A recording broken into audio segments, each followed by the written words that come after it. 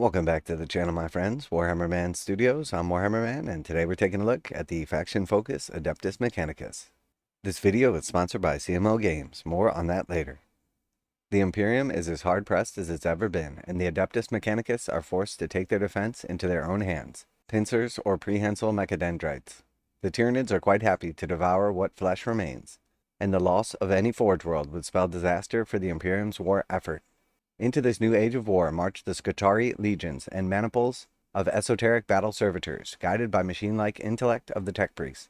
Their strange and wonderful weapons have had a fair few upgrades in the new edition, so today we're taking a look at their new toolbox. Overview. The Adeptus Mechanicus remains one of the premier shooting armies in Warhammer 40,000, with their distinctive technology giving them all sorts of tricks on the battlefield. In particular, the brilliant tactical skills of the tech priests improve battle line units in close proximity, working together as a cohesive whole, just like the great machines of Mars. Faction rules. Moving slowly from a carefully coordinated defense to an all-out attack is the strategy here, as cyborgs and automata are programmed on the fly to respond to enemy tactics. Adeptus Mechanicus Army Rule. Doctrina Imperatives. At the start of the battle round, you can select one of the Doctrina Imperatives below. Until the end of the battle round, the Doctrina Imperative is active for your army, and all units from your army that have Doctrina Imperative abilities gain the relevant ability shown below. So we have two to choose from. Protector Imperative. Ranged weapons equipped by models in this unit have heavy. Each time a ranged attack targets that unit, if this unit is within your deployment zone, worsen the armor penetration characteristic of that attack by 1. So they're going to be +1 to hit if they don't move with a heavy ability, and they're going to subtract 1 from the AP characteristic of attacks that target them in your deployment zone. And then we have the Conquer Imperative. Ranged weapons equipped by models in this unit have the Assault ability. Each time a model in this unit makes a ranged attack, if the target of the attack is within your opponent's deployment zone, improve the armor penetration characteristic of that attack by 1. So you get Assault and an extra AP if you're shooting units in your opponent's deployment zone. Doctrina Imperatives let you adapt to the enemy battle plan either by shoring up your defenses early on or going for a knockout blow against the foe playing too safe. To further coax an entrenched opponent out of their comfort zone, RAD Cohort Detachment turns their deadly radioactive weaponry against entire sectors of the battlefield. A heavy pre-battle RAD Bombardment is a perfect way to throw plans into disarray and deny backline objectives, as the fallout punishes anyone who thinks they'll be safe holding the fort. Alright, so we have the Adeptus Mechanicus RAD Cohort Detachment rules. RAD Bombardment. So battle round 1 is the bombardment. At the start of the first battle round, for each enemy unit within your opponent's deployment zone, your opponent must decide whether that unit will take cover or stand firm.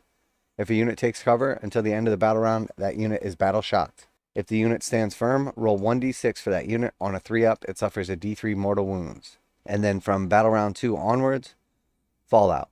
At the start of the 2nd, 3rd, 4th, or 5th battle rounds, roll 1d6 for each enemy unit within your opponent's deployment zone.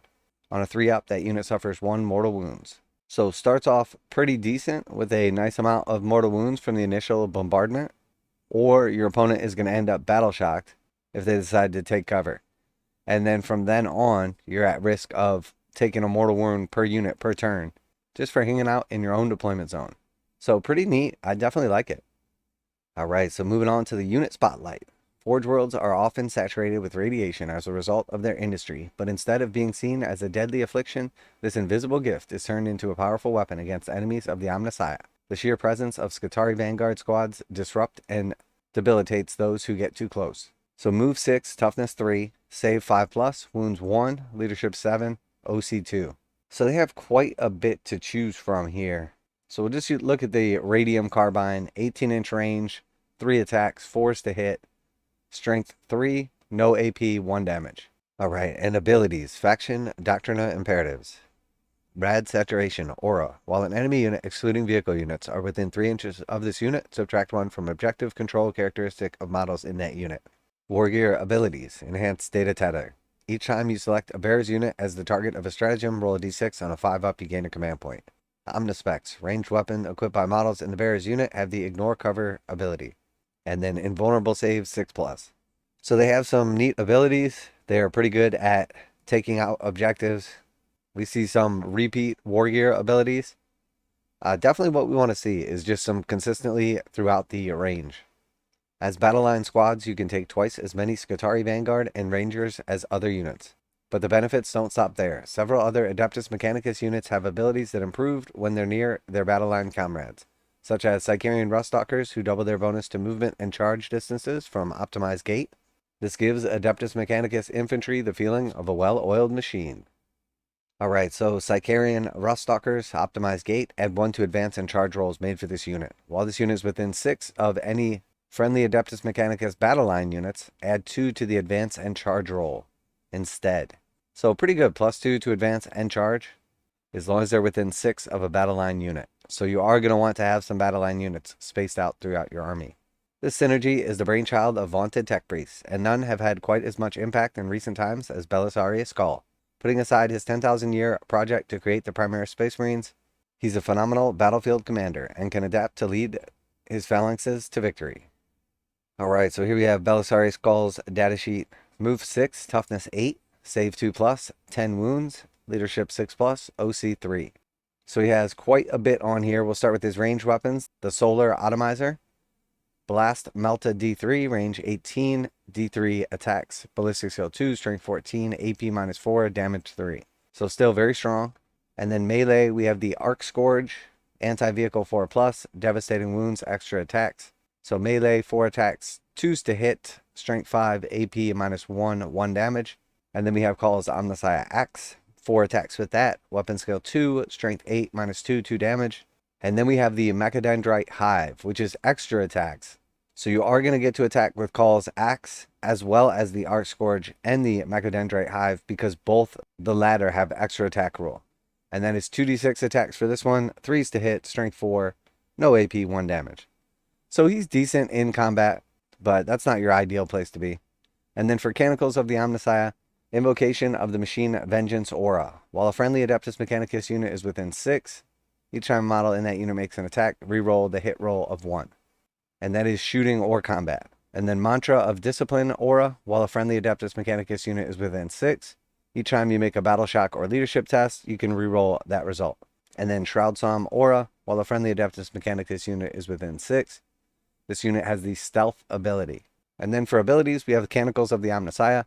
At the start of each battle round, select one of the abilities in the Canticle of Omnissiah. Till the start of the next battle round, this model has that ability. And then Mechanicus Bodyguard. While this unit is within 3 of 1 or more other friendly Mechanicus units, this model has the Lone Operative ability. Self-repair mechanisms. At the start of your command phase, this model regains up to a D3 lost wounds.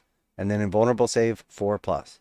So he definitely seems very strong. Feels like a centerpiece support character for your army. And it is worth paying attention to his keywords. We see Monster, Character, Epic Hero, Imperium, Tech Priest, and Belisarius Skull.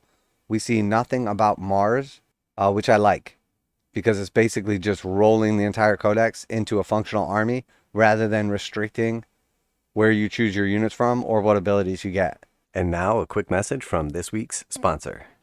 This video is sponsored by CMOgames.com, where you can get 15% off most Games Workshop pre-orders, and they go live right at midnight Saturday mornings. CMOgames.com offers free shipping on orders over $25 in the US 48, and most orders ship within 24 hours.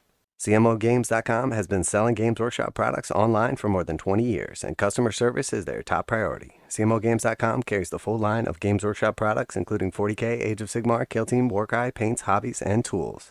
Visit CMOgames.com using the affiliate link in the description below so they know you heard about CMOgames.com from Warhammer Man Studios. Now, back to the video. On to the weapon spotlight. Many of the weapons carried in a battle by the Omnissiah servants aren't found anywhere else in the Imperium, as they make such a strange technologies guarded jealously by Mars. The impact these weapons can have is often mesmerizing. As crackling death beams turn organics into slurry, constituent atoms with only a faint smell of ozone left behind. One such weapon is the Eradication Beamer, a large directed energy weapon mounted on the Onager Dunecrawler. While its raw statistics are largely similar to the previous incarnation, the addition of sustained hits D3 piles on plenty of extra attacks when the blast hits its mark. So we see Eradication Beamer, dissipated blast sustained hits D3, range 36, attacks D6, ballistic skill 4+, strength 9, AP 2, damage 2. And then we see Focused Blast Sustain Hits D3, range 18, so half the range, D6 shots, hits on 4, strength 9, AP 3, damage 3. So the only thing that's changing is, if you're within that 18 inch and use the Focused, you get an extra AP and damage. Alright, and then on to the Stratagem Spotlight. Stratagems further reinforce these deadly technologies, amping up the power of weapons and bombarding vulnerable objectives. In particular, 2 stratagems further enhance the Doctrina Imperative's army rule by granting powerful effects only usable in one mode or the other. So we're going to get to see 2 stratagems here. One is the Aggressor Imperative, RAD cohort. When your charge phase, 1 Skitarii unit from your army advances this turn. Effect: until the end of the turn, your unit is eligible to declare charge, even though it advanced. Restrictions: you can only use this. Conqueror Imperative is active. And then Bulwark Imperative, 1 command point, RAD cohort, battle tactics stratagem. When your opponent's shooting phase, just after an enemy unit has selected its targets. Target 1 Skitarii unit from your army that was selected as the target of 1 or more of the enemy unit's attacks. Effect: until the end of the turn, models in this unit have a 4-up invulnerable save. Restrictions: you can only use this if the Protector Imperative is active for your army. So give a unit the ability to advance and charge, or a 4+ invulnerable save, depending on which imperative is active. Aggressor Imperative goes all in on headlong assault into enemy lines, following up a barrage from your assault weapons by charging full speed into close combat. Likewise, Bulwark Imperative shores up critical units' defenses even further, turning Vanguard and Ranger units into immovable objects, even as they lay down fusillades of disciplined fire. Yeah, they're definitely really strong. I mean, the ability to run and charge for 1 command point is very strong, and the ability to give any one unit a 4-up invulnerable save is also very strong. So super cool. I like it. Very thematic. And then just wrapping up here with the old faction focus, we see the Eldari are coming up next. So super excited to see what they show off for them. Eldari have always been one of my favorite armies. Super fun, super cool, and love the aesthetic. So let me know what you're most excited about. Are you an Adeptus Mechanicus player? Are you looking forward to these new rules? I think overall they look strong, they look fun, they look balanced. Most of all, I really like that Games Workshop is focusing in on like the thematic way that each army is supposed to play. And I think that is very important. Special thanks to CMO Games for sponsoring the video. Check them out to save 15% on Games Workshop. That's it for today. Warhammer Man Studios. I'm Warhammer Man, and I'm feeling pretty rad about the Adeptus Mechanicus. And I'm out of here.